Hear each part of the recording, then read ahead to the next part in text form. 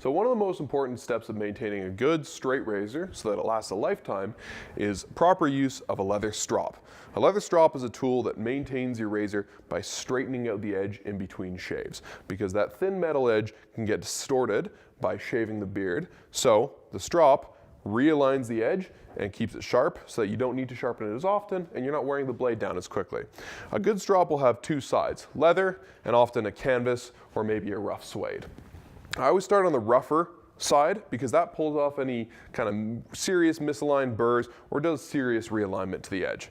So you start by pulling the strop tight, laying the razor flat on the material and just drawing it gently across, like so.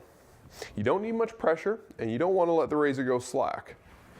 The spine of the razor itself sets your angle for you so that you don't need to find one.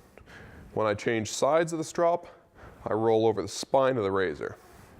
Now I use the same technique on the leather, simply drawing it across nice and gently like so. The more robotic and gentle that you are, the better of a job you're likely to do.